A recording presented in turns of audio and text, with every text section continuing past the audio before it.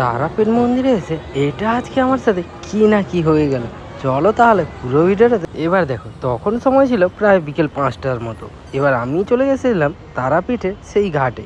Actually ঘাটে এসে দেখি ঘাটের অবস্থা তো খুবই খারাপ, চারিদিকে ঘাস ফাস হয়ে আছে, ঘাটটাকে পরিষ্কার করে না। সে যাই হোক, তারপরে চলে যাচ্ছি মন্দিরের দিকে, কারণ মায়ের দর্শন না করলে কেমন একটা লাগে, তাই না? তার জন্য চলে যাচ্ছি রাস্তা দিয়ে মায়ের কাছে। আর রাস্তার মধ্যে দেখতে পাচ্ছ কতই না লোক। অ্যাকচুয়ালি আজকে যেহেতু শুক্রবার ছিল, তার জন্য আজ একটু বেশিই ভিড় মনে হচ্ছে। আমি অ্যাকচুয়ালি মন্দিরের কাছে প্রায় 15 দিনের মতো থাকবো, তার জন্য আমার অতটা তাড়া নেই যে মন্দিরের মাকে আজকেই দর্শন করতে হবে। সে যাই হোক, মায়ের ইচ্ছে থাকলে আজকেই হয়তো দর্শনটা পেয়েই যাব। সে যাই হোক, ভিড়ভাট্টার মধ্যে ঠেলা গুজা করে সবাই মিলে রেডি হয়ে গেছি মাকে দেখার জন্য, কিন্তু এখান থেকে মাকে তো দেখাই যাচ্ছে না।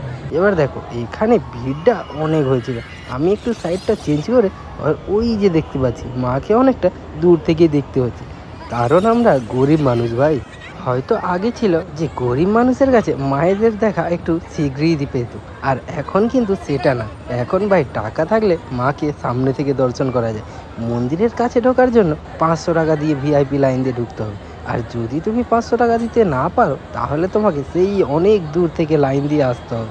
আর ভাই, যদি তুমি 500 টাকা দিয়ে দিতে পারো, তাহলে সবাইকার আগে তুমিই ঢুকতে পারবে।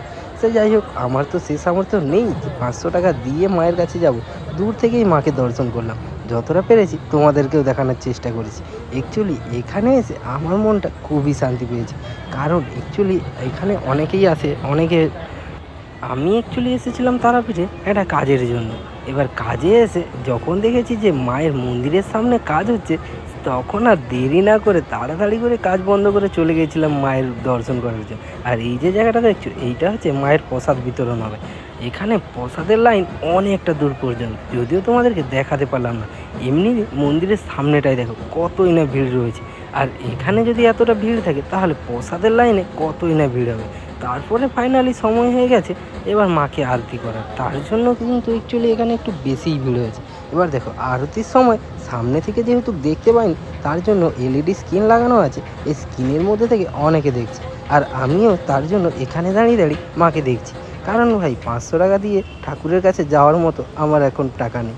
সে যাই হোক, আজকের ভিডিওটা এতটাই ছিল। ভিডিওটা যদি ভালো লাগে অবশ্যই লাইক করে পাশে থাকবে এরকম ভিডিও আরও দেখার জন্য। আর এরপরে চলে যেত আমাকে রুমের মধ্যে।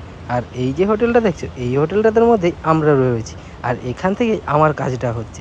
এবার দেখো, হয়তো অনেকের মনে অনেক কিছু কোশ্চেন থাকবে, তোমরা কমেন্টে জানাতে পারো, আমি চেষ্টা করব তোমাদের কমেন্টের উত্তর দেওয়ার।